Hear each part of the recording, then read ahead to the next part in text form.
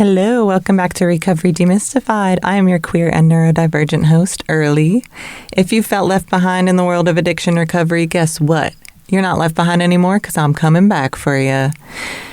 And I'm so excited. I'm just going to go ahead and call this season 2 because spring is sprang-doodling out there. So that's a new season to me. There's trout lilies. Yesterday I saw spring beauties coming up. We got daffodils. Birds are out there tweeting. Peepers are peeping. Season 2, springtime. And I'm excited today to have another interview to share with y'all. I interviewed JT, who very bravely told her story of addiction and recovery. And it was very relatable for me. Just story of childhood trauma, getting into addictive substances very young, rebellion, working in the service industry, and just taking it all a little too far. So I love this episode. There's a lot of wisdom in it. She's super brave for coming on here and talking. I hope y'all are feeling the freedom of springtime, the excitement, the possibilities. And if you're suffering today, I hope that you can find something relatable in JT's episode. Yeah, it was a really nice conversation. I really enjoyed it. And I guess if y'all enjoy this podcast, you can, as they say, like and subscribe or whatever, rate and review. I think the more, if we're going to hack the algorithm, the more people that get on there and leave reviews and 5 stars, the more people can find this podcast and hopefully get the help that they need through hearing the stories of folks that have been through the thick of it and who made it out the other side. So thank you for listening. And without further ado, here is my interview with JT. Hello, JT. How are you doing today? Good. How are you? I'm good. Let's get right into it. Would you introduce yourself to the audience, let them know your pronouns, and a little bit about yourself? Yeah. So my name is Jordan, but I also go by JT. My pronouns are she, her. And this year is my year of 2s. So I'll be 2 years sober from alcohol next month.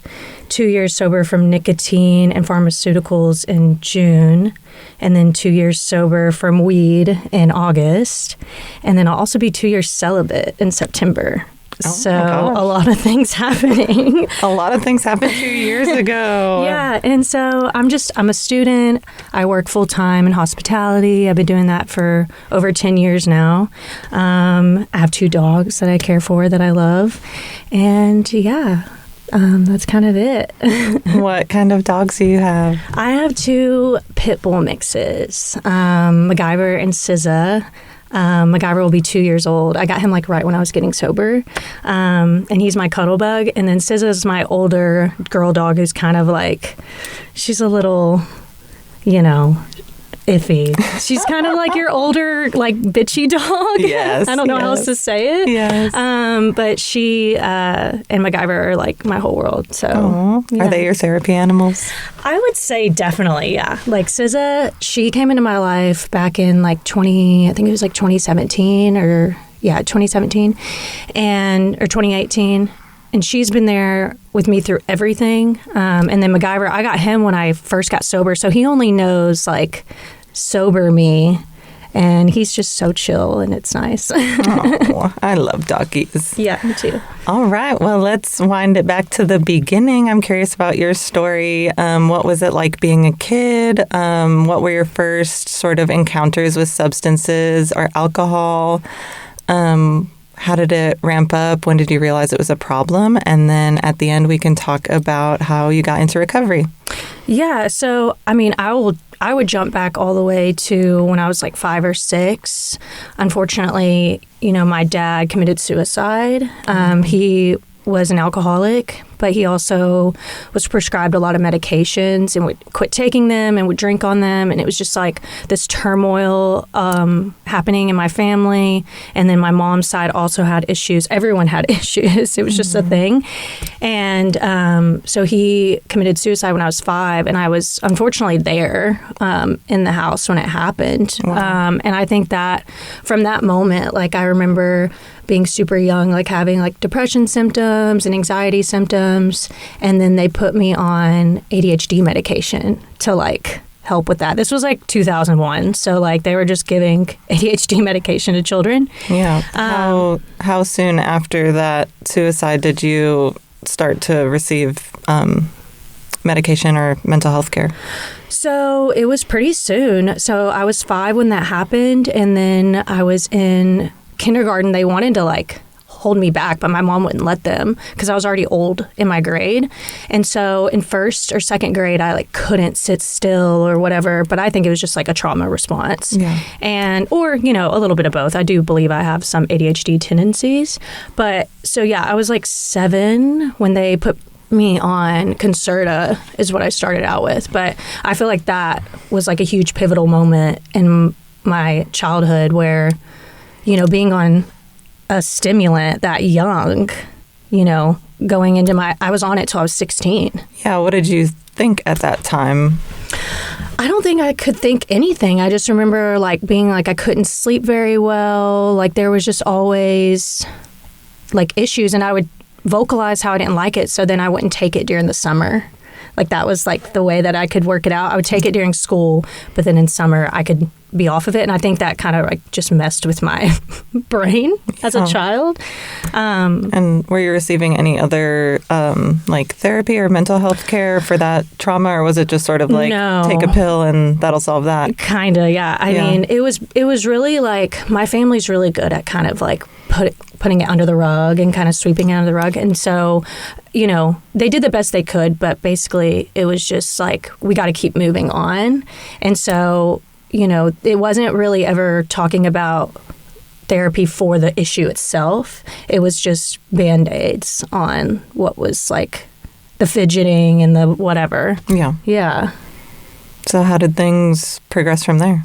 So, when I was like 11 or 12, I was starting to like act out really. And my family always drank in the house. They would smoke in the house. Like it was a thing. I was always around like drinking. So I thought it was just normal.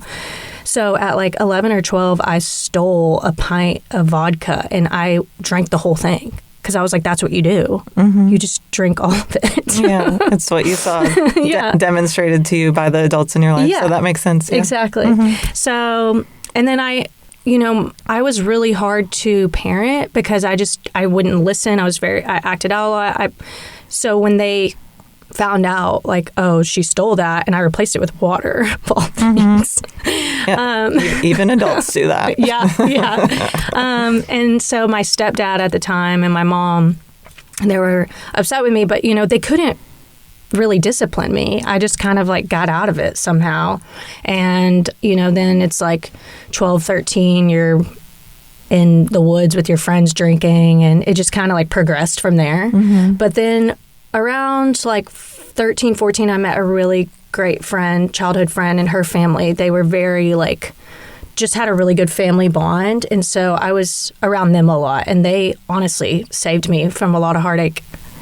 At the beginning of my teenage years, it kind of stopped me from doing all the things I was doing, and I started cheerleading, and that kind of like helped me not, you know, be so destructive. But then it always came back. It was a pattern that I eventually went back to. Yeah.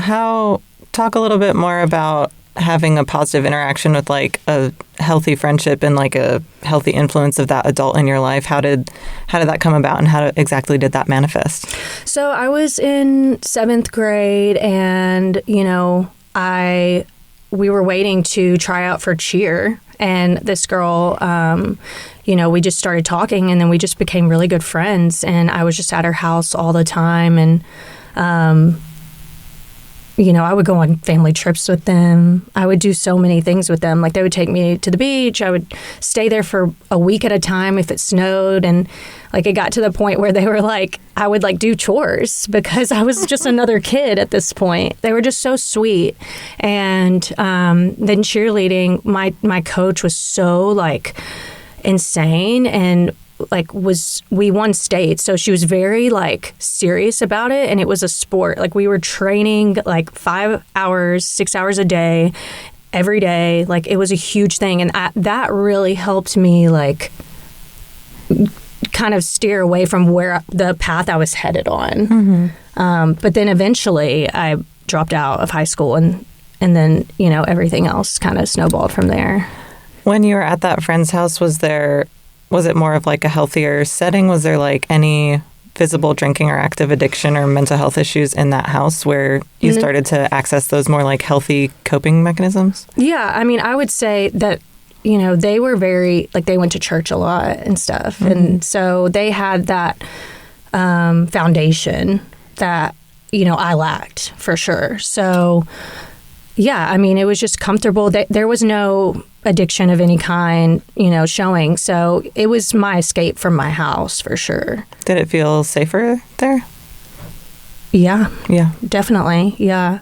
And I still talk to this family. I was there on Christmas, actually. Oh my goodness. Yeah, we're still really close. And, I see my family too, but I'm always invited there. So what happened between having that healthy outlet and that sort of new family, and then you said you dropped out of high school? What changed? So there was a point in time where me and my friend both, we were kind of sick of the cheerleading thing. We were kind of growing out of it. And so we both wanted to quit. And that it made a huge like ruckus where the coach was really upset, and it, eventually something happened. I got suspended. Like, it was just a snowball effect of like, we're kind of getting pushed out of the community that we were a part of because we decided we didn't want to do it anymore. And I think when that happened, then I had more time on my hands. And so I was, I didn't have any supervision as a child. Like, I could just come and go as I pleased. So, and even if they tried, like, I always was leaving regardless. And so I had time on my hands, and unfortunately, I got into Roxy's pills. And those are opiates, right? Yeah. And that was when I was 16. Not a lot of people know about that. But yeah, I started doing that. I was working at a job as a hostess, and a lot of people at that job were dabbling in it. And I was like, well, I'll try it. And that really messed with me. And then, of course, parties, drinking, like, I would drink like a whole Four Loko. Do you remember the Four Lokos? Oh, yes. I do remember Four Loko. Yeah. I've puked that beverage up several times. I have too. So it was a lot of like, I would binge drink. That was my thing. Like, and so, yeah, I was doing that, and then dabbling in that, smoking weed. And then I was like, it was the end of junior year, excuse me. And, I just didn't go back. I was like, after prom, I had a really bad prom, and I just was like, I don't want to go back. And my mom was like, you have to. And I was like, no, I don't. And so I just didn't. I never went back. And then I just started working full time in hospitality and drinking and smoking weed. Do you remember the thought process? Do you remember why you didn't want to go back? Yeah, I had a falling out at prom that made me really uncomfortable. I just like had this like sense of I didn't belong. And I was like, well, fuck this. Like, I don't want to be anywhere that I don't feel like I belong. So I just stopped showing up to school. Yeah. And did you feel the sense of belonging with your coworkers at the restaurant? Yeah, it was a restaurant in Little Rock, actually. That's where I'm from. I moved here 10 years ago this month, actually. It was a pizza joint, and they were all like 10 years older than me. I was like 17 at the time when I started working there. And yeah, I felt like, oh, this is fun. Like, we're all hanging out. They would let me drink underage. So, of course, I loved that. Yeah. And yeah, it was like a hangout party kind of thing. And yeah. Totally. Definitely very relatable. Yeah. Some of my first jobs are at restaurants, and it was some of the first places that I felt like I had a like like a chosen family. Yeah. You felt accepted, and your behavior, everyone was doing that behavior. So you didn't feel like it was wrong. Oh, yeah. You just felt vindicated. It's not weird to be fucked up at a restaurant job or partying super duper hard. No. So what went on from there? Did you move out after you dropped out, or how did things progress? So, let's see. There was like a moment in time where I went to go live with my stepdad that him and my mom were together from around when I was like 8 till I was about 15. He moved to Arizona. So there was a stint where I went and lived with him for a couple months when I left high school. But he was trying to like play dad, and I was freshly like 17 or 18, and I didn't want to listen to him. So I moved back to Little Rock, and then actually, I guess a year or two later, I moved to Fayetteville because my brother moved here, actually, and me and him are super close. And I was like, I want to get out of Little Rock. So I moved here. But then I started working on Dixon. And then, we can check the crystal ball to see where that goes. Yeah, exactly. Yeah.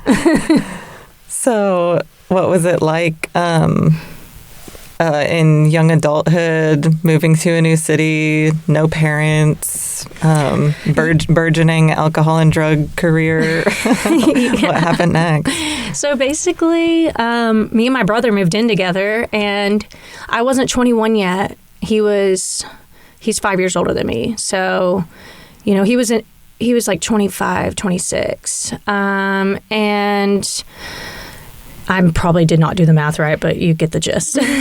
And, he was going out and hanging out with friends, but I didn't have anyone yet. So I was like, well, I want to go. And he's like, you can't. Sorry. So, I would somehow get alcohol at the house. I made a friend who was 21 or whatever. And so we would drink at the house. And then, other things like cocaine came into my life around that time as well, which I had an issue with for a while too. And I would just hang out at the house. But then eventually, like, I would go to bars and I had a fake, or it was someone else's ID. Like, I would just somehow, it didn't look like me, but, white girl privilege, I guess, is the best way I can put that, sadly. Where there's a will, there's a way. Exactly. Yeah. So, it kind of started from there. And then I was out probably like 3, 4, 5 times a week, just like out drinking. I would go drink by myself, and I wasn't even 21 yet. Yeah. At that time, did it feel fun? Did it feel like escape? Were there any negative repercussions happening? Like, how did it feel at that juncture? Definitely negative repercussions. Like, I broke my rib falling out of a tree while I was drinking at 18. I eventually broke my nose because I face planted off of a toilet. Yeah, that one was bad. I had 2 black eyes for a month, and I was working at one of the jobs here in town. Oh, no. Yeah, it was crazy. And yeah, so a lot of negative repercussions, but I just like chalked it up to like being young and stupid. But it was definitely escapism for sure. Like, I was always trying to not be in my own mind and body. Like, I really enjoyed drinking because I could escape like all of the trauma that I endured as a child, really. And is that something you understand in hindsight, or at that time, did you have an awareness of it? I think I had somewhat of an awareness of it because I always loved psychology, and that was like what I would read was self-help, and I still love self-help, but it comes and goes when you need it. So when I was young, when my dad passed, no one told me how my dad passed till I was 16. On my 16th birthday, my uncle, who eventually ended up dying from liver failure from drinking himself, he's the one who told me the truth of my dad passing. Wow. And I didn't know it was suicide. I was told it was an accident. Wow. So for my whole life, my younger life, I didn't know. And then on my 16th birthday, I found out. So that was another like pivotal moment of why I started with the Roxys and whatever. Oh my gosh. You're like, it's my birthday? Yeah. He showed up out of nowhere. That's what he would do because he was on a lot of different drugs. So he would just show up. And, my mom, she was like, I really don't want you talking to him. But I wanted that. So, but yeah, he told me the truth, and that really, rocked my world. Sorry, I lost my train of thought of what we were... It's okay. Were you... That's the ADHD, I guess. It's all good. Were you... When you found out that news, were you grateful to hear it, or were you like, "Oh my God, I wish I never knew this"? Like, what did you think when your uncle told you that? Okay, so it goes. We were talking about. I was talking about the self-help, that the knowing, the awareness. I always, whenever that happened, I was like, well, now I like started reading into self-help and like Buddhism and different things to try and help me grasp with what I was dealing with. So I think I always had an awareness that I had trauma and that I was kind of escaping it. But yeah, whenever he, came and told me that, it took me a lot of time to just process it. But ultimately, yeah, I'm glad that someone decided to tell me, because my mom and my older brother, like, I understand where they're coming from. They want to protect me, but, eventually it's like, well, I'm going to find out from someone. Someone's going to tell me. So, yeah. And in essence, we all sort of deserve to know the truth about things. 100%. Yeah. So I'm really glad he told me, but it really, as a child, being that young and just kind of how it was brought to me. And then whenever I told my mom, it was kind of like, they were all like, oh shit. Like cat's out of the bag. And no one in my family knew how to talk about emotions or feelings or anything like that. Like, I'm kind of the only one that's like really open about those things and like have been to therapy, and I have looked into all these things, and so it was just kind of like, well, I didn't feel like there was anyone there to like catch me from that. Yeah. Like falling from that information. No one was really there to like pick me up. So that's how all this stuff really snowballed, I think. Yeah. Did it feel like drugs and alcohol were there to pick you up in a way? Yeah. Definitely. Yeah. Yeah, for sure. Yeah. So that makes perfect sense. It's like, if this comes up a lot with folks, I feel like if we're not taught the emotional skills that we need to survive, and we're taught just to like brush it under the rug and move on, then we find a way to move on and we find a way to survive. And sometimes it's numbing the painful emotions with substances because we don't have any other resources to use. Yeah, definitely. And if I have kids one day, I'm not sure if I will. I'm 29. I have plenty of time to think about it. But something I will not allow is for the child to come up with their own reasoning. Like, I would want to communicate and speak as much as I can to get into their brain that it's not their fault or whatever. Because that's kind of, no one said anything to me, so I made it up in my head of what the reality was. And that continued into my adult life of like, repeating those patterns of with people, with relationships that they didn't communicate. So you filled in the gaps. I filled in the gaps. Yeah. So you're working on Dixon Street. You're having broken bones and black eyes, and you're falling, and it's it's not cute at the moment. No. But at that time, are you like? You said you were kind of just like brushing it off or chalking it up to just being young and partying or whatever. So is there a time as like you progress into adulthood in your 20s where the writing's on the wall, or you're like, oh shit? Yeah, I got a DUI. That'll do it.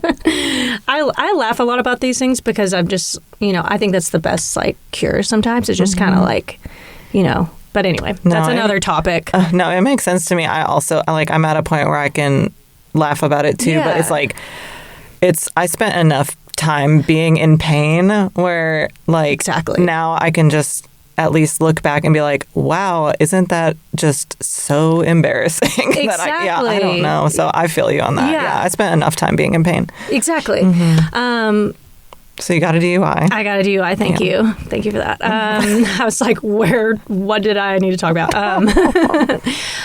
So yeah, I got a DUI like fresh 21. And I made it all the way to my apartment, parked into my parking spot, and then the lights flicked on. Like, I was about to walk into my apartment. It was because I rolled through a stop sign in Wilson Park. It's that one stop sign that everyone like kind of shifts to the right. But that moment, it really shook me, but it didn't stop me at all. I kept doing what I was doing. I just didn't drive. Did they take you to jail? Yeah.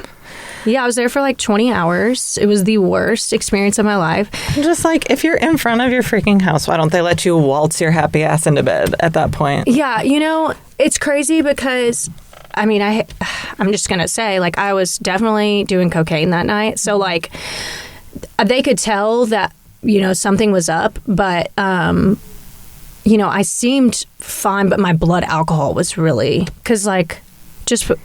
You're alert from the cocaine, but you're still drunk. Yeah, I mean, it sucked. Yeah, I was there for like 20 hours. You know, at the time I had a lot of piercings that made me take everything out. And, you know, girls in there bleeding, fighting. Like, it was pretty crazy. But I also got an MP minor in possession when I was 17. So it wasn't something I already did Mothers Against Drunk Driving. I already had done things. So it was like, oh, you know, this is normal. But one of the ladies there was like, you don't belong here. You shouldn't be here. And I was like, damn, like, that's nice, I guess. Like, she was like, why are you here? And I'm like, I don't know. That kind of like resonated with me. But yeah, I mean, the next day, 2 days later, I'm drinking again. You know, it didn't stop me at all. But it did make me like evaluate. And then I would take breaks here and there. Like when I was in 2020, I took 8-9 months off from drinking because I was like, let me just see. But I didn't have a why. So I picked up again. Yeah. Yeah. What happened before that where you were just like, oh, maybe I should try being sober and see how it goes? I was in a relationship, I'll say. Like, I just wasn't happy in a relationship. So I was just drinking a lot. And, but also I wasn't happy with myself. Like, it wasn't just the relationship. It was me as well.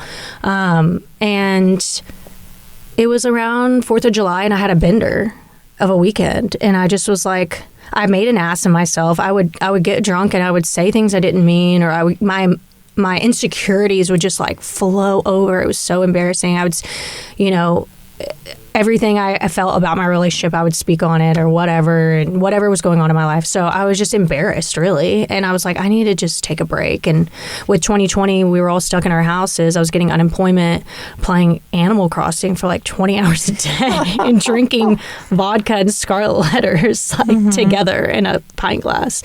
And yeah, so I was just like, I need to chill out. Like, this is like, I feel sick. Like, I felt just so bad, like emotionally and physically. So yeah, I took a break and, you know, it was great. I was like feeling like myself again. I was getting confident. 6 months passed by and then it was, you know, Christmas time and I was out with, you know, friends or whatever. And I was like, I would get a mocktail, but then this one time I was like, you know, I'll get an old fashioned again. And that's how it started back up. What was the thought process there? I think I always wanted to believe that I could moderate it. Like, I always thought, and it like ate me up inside thinking that, like, oh, but if I can just have one and then maybe in a couple, and then I'll drink some water and then I'll have one later. Like, it was just this reoccurring like thing in my brain. So I just was telling myself, oh, you're good. You can do it. You can handle it. Like, you've gone this long without it. Like, you'll be fine. Like, it was that creeping voice. The addicted voice. Yeah. And had you had the addicted voice talking to you previously during the 8 to 9 months that you were sober and you had just kind of skills to adapt to it, or what? Yeah. What was the change? I honestly, while I was doing it, I kind of like hid myself off. So I like eliminated all things that kind of like triggered me, I guess. Like, I wouldn't hang out with friends. I isolated myself really. And like, I would do like crafts or whatever by myself or like play video games. But, you know, that doesn't really help. You can't just isolate yourself from the world. You have to like go out and like, you know, just say no and have that strength. And I don't think I had that strength yet. First time around. Yeah. Isolation, it's like a temporary coping skill that like can save us for a certain amount of time, but we can't isolate ourselves for the rest of our lives. No. Yeah. And when I got sober 2 years ago, I made that a thing. I would go out. Literally the weekend I became sober, I would go out and not drink and be around all of it. And I did that for a couple months because I really wanted to prove to myself that I didn't have to do that to have fun. And I ultimately think that saved me because I am in the world of, people drinking. And like, that's kind of my world right now. While I'm still in the service industry, I am in school to hopefully one day remove myself. But it was good that I didn't isolate, and I just showed up to these events sober, and over time I built the confidence to just keep doing that. Anything we do with repetition and survive, you're going to get stronger and stronger. It's going to get easier every time. I'm curious, in between that 8 months of sobriety, you had the old-fashioned. What happened between that night and the time where you ultimately got sober? Oh, wow. So much. Oh, a lot. Okay, let's go back to it. So did you moderate successfully with your one old-fashioned? Of course not. I think that night I was okay, but then the next night I'm binge drinking again. Yeah, like I loved to binge drink. That was my thing. Like, I didn't just drink to have one. I drank to drink a bottle or whatever was in front of me. But ultimately, I started drinking again, and then that was 2020. And then 2021, it just started to it just got worse, really. But I was functioning. Like, I was a high functioning person. Like, not a lot of people knew how bad I was struggling. And then I knew, I was like, something's not right with me. That was the problem, was I thought something was wrong with me. So I started going to therapy. And then I realized a lot in therapy. And ultimately at the beginning of 2023, I finally was just like, I would look in the mirror and I didn't recognize myself. I'd been put on a lot of medications again. I started taking Adderall again when I got into therapy. I started an antidepressant. I was drinking on them, which is absolutely terrible, and it makes you crazy. No bueno. Yeah, no bueno at all. And, I was taking benzos and drinking. So I would take my antidepressant in the morning, my Adderall, and then I would take my benzo to kind of level me out. And then I would go drink that night. And as soon as I started to feel like, I don't have a grip on this, I would take an Adderall. I was just anything I could do to keep myself from.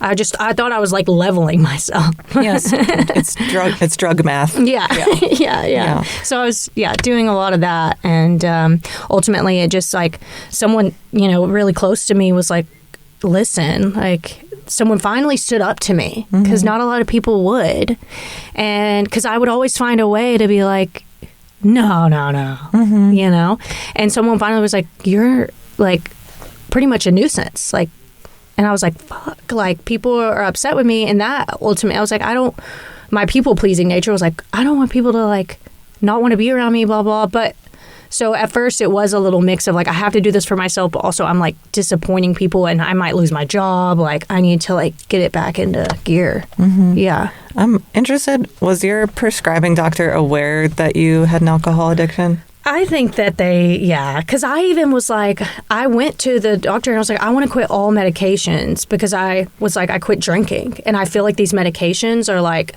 not working for me anymore. I was like, I don't want them anymore. And she was just like, well, you're on a pretty low dose, so you could just stop. And I was like, okay. Which, I really should have weaned off of it, because it definitely sent me into a mania. Not quitting. I quit everything all at once. Alcohol, then nicotine, then pharmaceuticals. And I was only, so I got sober from alcohol in April. May, June was when I quit the pharmaceuticals and nicotine. So all of that, on top of me, I was just it was a lot. Yeah. It was a lot. When they were initially prescribing them to you, though, was the doctor aware at that time that... She said that I mentioned to her when I quit. I was like, I quit drinking, blah, blah, blah. I might have this wrong, but I vaguely remember her being like, yeah, usually when you say you drink a couple days a week, we multiply it. She kind of knew. She kind of knew. But, I'm there trying to get help. I don't know. I mean, I really do believe I shouldn't have been put on the antidepressant, because But, what do? The girl comes in, she wants ultimately that's what it ended up being. I even did a gene test, to make sure that the antidepressant I was on would actually work with my genes. Interesting. Yeah. I didn't even know that existed. Yeah, it's called GeneSide or something. I have all the paperwork for it, and it told me each individual medication group and how it affects with my enzymes, all this stuff. And it was really interesting. I love science. That's my thing. And so I was like, well, if this one says it'll work, and it was an adrenaline one. So not only I was drinking on adrenaline. My goodness. So yeah, I think to go back to your question, I think she did know, but yeah. Yeah. I just wish that medical professionals and prescribers would be more understanding of people that have addictions, and that being told you can't drink while on a pill doesn't magically make someone not have an addiction anymore. And that probably if a person is depressed and is addicted to alcohol, that perhaps we need to address that before we start putting medication Band-Aids on it. I completely agree. Big pharma is a business. And that's just how I look at it. And I've known that since I was a child. I was on medication my whole childhood, and then I would stop and I would get back on. So, but it did help me get out of the hole. It made me get out, but then it was okay, now I need to get off of it. And getting off of it was terrible. It was so bad. Drinking on it was bad, obviously. Yeah. So now you've been sober for 2 years. What happened to spark you at that moment to get sober? Was it another bender? What happened then? Well, yeah, I was going, what was it? 2022, I went through a breakup, and it's when you break up with someone you've been with for 3.5 years, you live together, it's your whole world shatters. And so my friends were around, and they saw my destructive behavior, but they were she'll get back on her feet. She's going through a breakup, but, it coming up to the year mark of the breakup is all right, girl, what are you doing? But yeah, it was bender after bender after bender.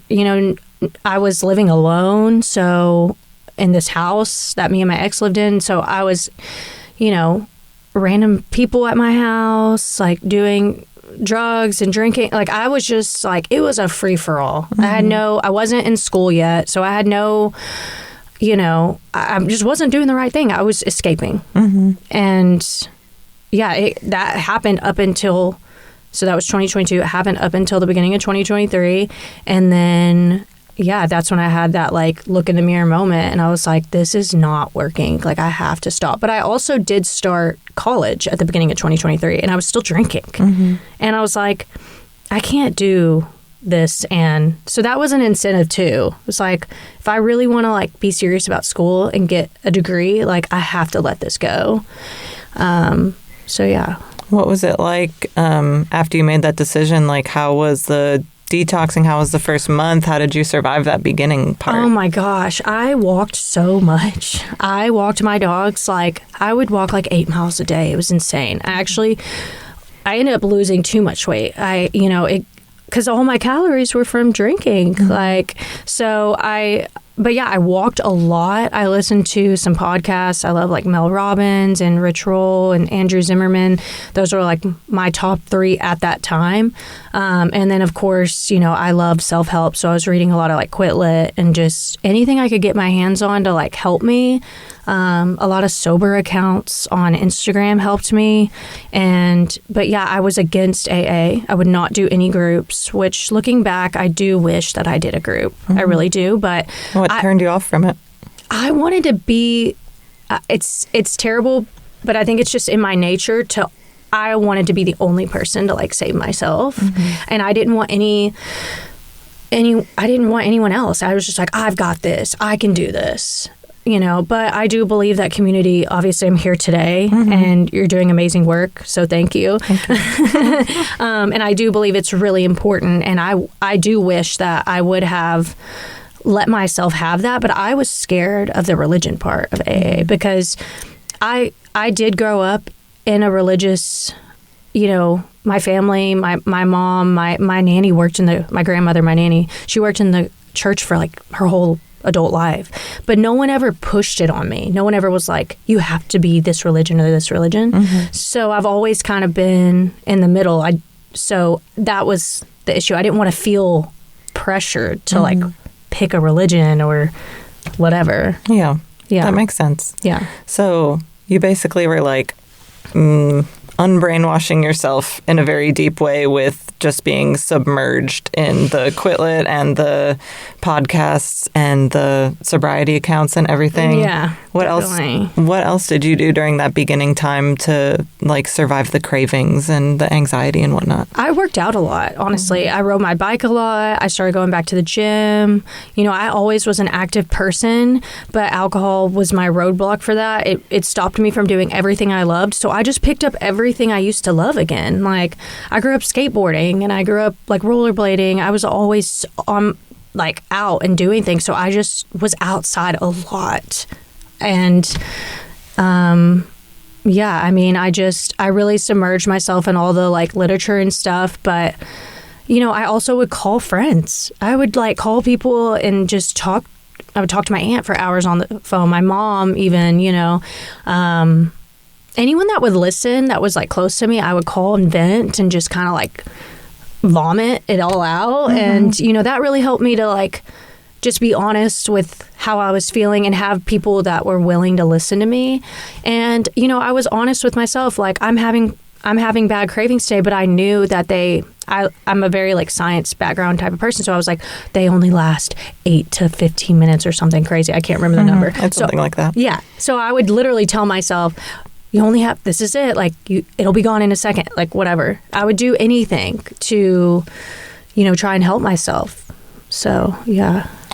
And were you learning about all of these resources? Like, how did you find all these resources, or did it just all come to you? Do you know what I mean? Yeah, I do. I think it's a mix of both because I'm a seeker. I love to learn, and I am always, I call myself a lifelong learner. I'm always evolving. I'm always learning from others. And so I definitely believe that I seeked for it, but some of it found me as well. Yeah, I mean, it was just, I know like social media and like phones and all that, like there's so much to say about them, but they saved those accounts and like those things really saved me. Yeah. Cool. And were you still working at the restaurant during that time too? Like, did you have the constant just like you're carrying glasses of wine all day long? Or, oh my gosh. You know what I mean? Yeah, it was difficult. It was really hard at the beginning. I'm not going to lie. It was really hard, but I just knew that I could not go back to my old life. So anytime I had any thoughts, I was like, I told myself like, no, like get out of my head. Like I really was strong-willed in that way, like where I was like, I'm not going to allow it to creep back in. Like I know what I want, and I knew that I was like rewiring my pathways to think differently. So I just kept reminding myself like this one day it's going to be easier. It's going to be easier. You'll get there. But yes, it was really hard carrying a lot of glass. When I actually was withdrawing from nicotine, I was shaking a lot. And I'm carrying all these martini glasses at work on a tray, and it's just like you're shaking. And like people are like, and I'm like, I'm withdrawing from nicotine. Like, I'm sorry. Like, not to the guests, but my coworkers are like, are you okay? And I'm like, no. I'm outside crying. Like, every 5 minutes, my emotions were all over the place because I quit everything cold turkey. And nicotine was really hard to quit cold turkey. Yeah, I'm curious. So it started with, it was alcohol first, and then a few months later nicotine, and then a few months later all of the pharmaceuticals. What was that experience like for you, and how did things change, and when did things start to get easier, and what was the like mental process like just a few months into being sober from alcohol, being like, man, this nicotine's got to get the fuck out of here too, and these pills got to go. Like that's a lot going on all at once. Yeah, everyone tells me, why do you do all of it like once? Like, couldn't you just, you know? And I'm like, that's just not in my nature. I'm a very like, either do it or don't, like all in or all out. And that's how I was with drinking. I would drink all in. But yeah, honestly, it was a friend at the time. I dropped my vape in the river And she goes, I bet you won't quit. Like, she said something that was 3 months into my alcohol sobriety. So I was like, you fucking bitch. Like, I'm doing it. And honestly, she with her comments, like, I was like, okay, sure. And I just didn't go buy another vape. That was all it took, was someone to be like, you can't do it. And I was like, all right. Watch me. Yeah. So that was that. And then, it was once I quit the nicotine a couple weeks later, I was like, I really don't want to take these pharmaceuticals anymore. Like, I just want to not rely on anything like, I want to be there for myself. I don't want anything to be, covering up or whatever. Like, I wanted to let it go. And so, I just quit all of that. But, it was hard. I was not sleeping. Like, I was definitely like manic and going through, a spiritual psychosis even, maybe. Like, it was a lot. Like, it really like spiraled me, but I knew, I was like, I will catch myself. I will be there. It's going to be fine. As long as you don't pick up again, it's going to be fine. Just get through it. And I did. And luckily, everyone at work was so understanding of my situation. They were all so just a good support, and still are. And, I had friends, and I just was like, you just cannot pick up. Yeah. That's amazing strength, honestly. My best friend, she's like, I don't know how, she's like, I still don't understand how you quit nicotine like that one and all at once. And again, it's just, I think it definitely is, you decide one day, you look in the mirror and you're like, I'm done doing this. I cannot keep doing the same pattern. Like, I'm over it. I don't love myself. I'm searching for love, and everything else, relationships, nothing's working. Like, I am done trying with everyone else and every substance. Like, what if I just learned to like love myself? I know it's so cliche, but that's literally what saved me, was like getting back to who I am at my core, and like doing all the things that I loved before substances like, ruined my life or took a hold of me.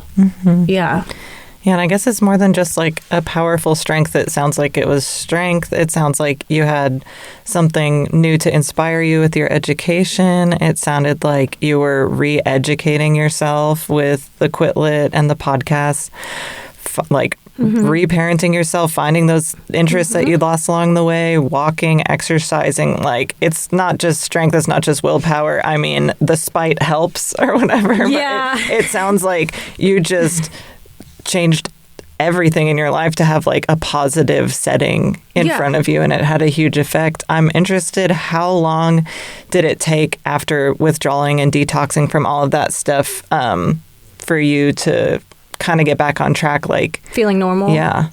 6 months to a year. I would say the 6 month mark, I remember being like, okay, I'm doing it. And then I would say a year, that's when I was like, okay, like, I've got this. So up to a year, and then from a year to now, I felt like even better, or almost like the most confident version of myself. But it takes time. These things don't come easy, and everything in life that's, good for you is hard work, and you have to put in the work. So that's what I did.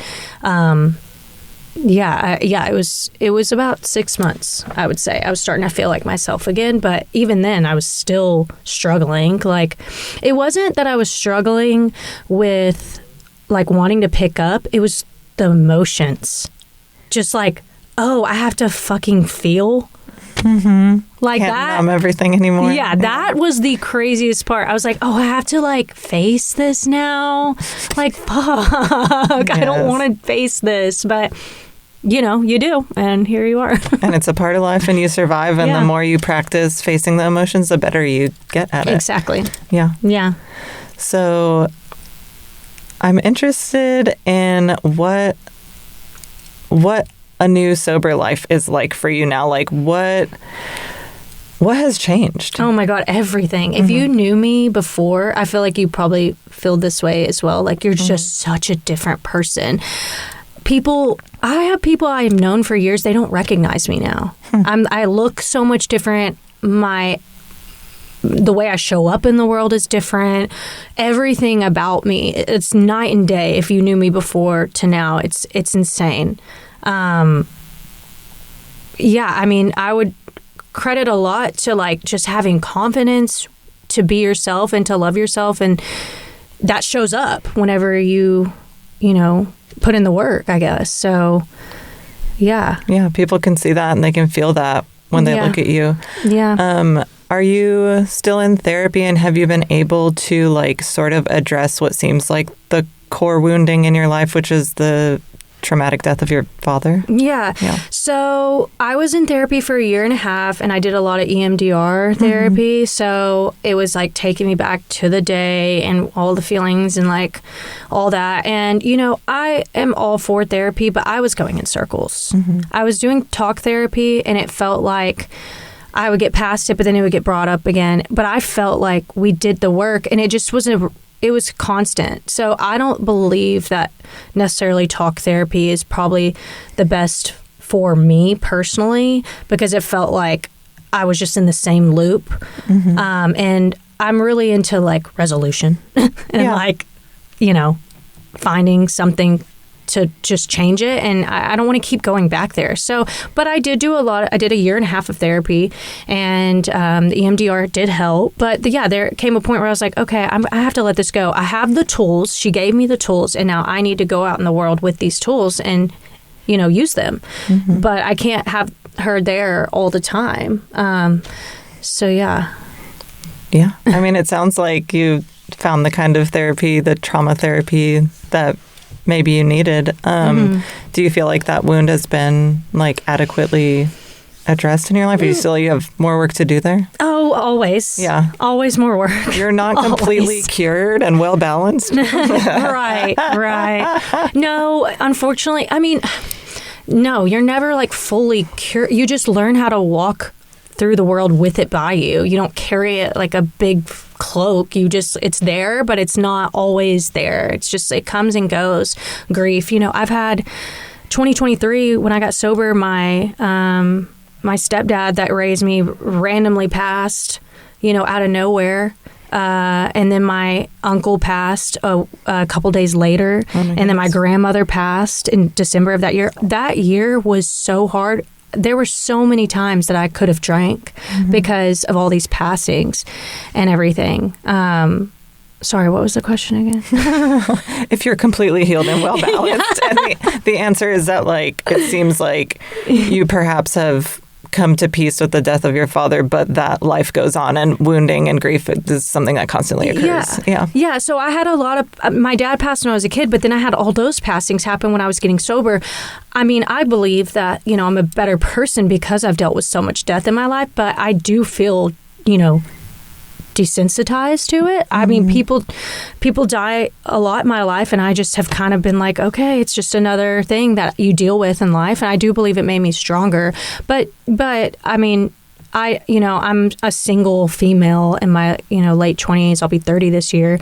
And, I definitely have that like wound of like, what's the word? People leaving my life and, the deaths and all that. So I'm very like, I got me, like I have myself. And so I definitely think that there's work there with like letting people in, but it's not necessary right now. I'm totally okay with like keeping myself safe in my bubble, but while also being able to talk about this here today, even. So there's always work, but very happy with how far I've come. And, something I never did was I was never alone. I was always in a relationship. I was always drinking. I was always, a pharmaceutical or cocaine or whatever it was. This is the first time I've ever been able to sit with myself and be just okay with just me in my apartment, watching shitty reality TV with my 2 dogs, Real Housewives, love it. So like, and I'm okay with that. Before I was like depressed when I would do that. Now it's like, no, this is okay. Like you're by yourself, and it's not like a loneliness. It's like I'm just happy to be alone. And time will tell. But that's the thing that I feel like you just have to work on is like the little, I'm trying to find the word. What is it called? The wound, the leaving wound. grief? Well, the absence, like, it's like whenever you have like a fear of abandonment. Abandonment. Yes. That's what I was trying to find. So Yes. that's something that I will always work on. That makes sense. Yeah. And I think a huge part of getting sober, addressing our issues with substances, is looking inside of ourselves, figuring out how to love ourselves, and figuring out how to be okay with being alone at times. Yes. Yeah. And that I never knew until I got sober. Yeah. So we're getting near the end of our time. Sad. I love talking about sobriety. We can have round two. I'm interested if you would share with the listeners something that you think people don't understand about addiction. Something people don't understand about addiction. I mean, yeah, it's covering something. There's always something hiding underneath. And so I do believe there's a lot of compassion for them, but I do believe in tough love as well. Like, I think there's a balance. Like, I really do believe if you see your friend struggling, say something. Don't just be like, oh, you know, they'll, like, you really should say something. I know it's hard. I hate confrontation, so I get it. But, like, yeah, just, you know, if you feel like your friend's struggling, like, try to help them. But yeah, there's always something underlining. Why are they reaching for it? But also sometimes you don't always have to dissect the why. Maybe just solutions can always help too. Because when you get too stuck in the why, then you're kind of like jumbled with like, oh, you kind of get in this victim almost mindset. So I do believe in like, just get your friend out of the house or like go on a walk, like have solutions ready to like help them. Yeah, that makes sense to me. Like, that's what friends are for, basically. You know what I mean? Like, if you see someone in pain, it's awkward to bring it up, but it's also really important and it could save their lives. Yeah. I'm also interested if you could speak to someone who's like deep in the shit, like in the middle of their addiction and all the pain and bullshit. What would you say to them? Oh my gosh. You can do it. You can get out. Like, you can, there is a light at the end of the tunnel. You just have to believe in yourself. Like, every little like negative thought coming in, like swipe it away, like punch it out of your mind, whatever you need to do to like visualize that these thoughts are just thoughts. They come and they go, and just like get rid of them. I know it's hard. I know it's crazy to just say that, but like really your mind is powerful. You create your reality. So just remember that you can change. It's there. It's right in front of you. It's at your grasp. I was there. I did it. I had, I was sick of it all. So I finally changed. So when you're ready, you will do it. You just have to like really like amp yourself up. Like, you got this. You can do it. Yes. No one is too far gone. No. We can all get past it. And that idea of addressing those difficult thoughts is really important. Like, every thought that you have is not true. And like you ultimately, like, we are the viewers of our own thoughts. And as soon as you can like switch that perspective and watch the thoughts come into your brain and be like, see one that's like, oh, you're a loser and you need to drink. And you can look at that and be like, no, I'm not a loser and I don't need to drink. Like, as soon as, like you were saying, start to like recognize those toxic thoughts come into our brain and realize that you don't have to listen to everything that they're saying. That is like an essential choice. Seriously. That we can make. Yeah, because like I feel like that's like one of the first things you really need to evaluate. How do you speak to yourself? Period. Like, that's it. Like, how do you, and what do you think of yourself? Something I do want to mention real quick, affirmations helped me. I have an app on my phone called I Am Affirmations, and it sends me whatever affirmations I need to hear. You can check off however many you want, and that really saved me too, because I needed something to remind myself, like, I'm worthy, I'm loved, I'm this, I'm that, because I didn't get that when I was a kid, like, verbally. So that really helped me. And I still have some of those in my house, like on my wall, just little notes that say these things so that I could rewire my thoughts and remember that, like, I'm worthy of all of this. Yeah, that is so essential as well. Like, if your thoughts are feeding hatred to yourself, why would a person who hates their self want to make a change? You know what I mean? Yeah. And like the same thing happened in my life too. Like I remember one of my old best friends, like not yelling, but like really powerfully speaking to me and being like, you have to forgive yourself. And I would be like, I'm unforgivable. Mm-hmm. And then at some point I like started, I didn't do affirmations, but it was like a fake it till you make it thing. Like I was like, what would someone who loves themselves do? And then eventually, as I did start to love myself, I became a person who viewed myself as worthy of a better life. And that is like when I started to make a change. So I think that's like really good wisdom. Thank you. Yeah. And that reminds me too of the imposter syndrome. Mm-hmm. I felt that a lot at the beginning and it was hard. But like you said, you have to like tell what would a person who loved themselves do for themselves? Like you have to like shift your mindset, and then eventually it just becomes your new reality and you are that person. Mm-hmm. So yes. All right, well, it's been really nice talking to you. Thank you for joining us today. Yeah, this has been great. Thank you so much, and I'm really happy with everything that you've been doing for the community. Thank you so much. You're welcome. Recovery Demystified is produced and edited by me, Early Brunner. Stevie Petet made our logo. Our social media manager is Kaylee Bausch. Logan Bragg wrote our beautiful theme music. We are entirely supported by donations as a 501c3 nonprofit. Your tax-deductible donations can be made to our Venmo or to our PayPal at Recovery Demystified. May you be happy and free, dear listener.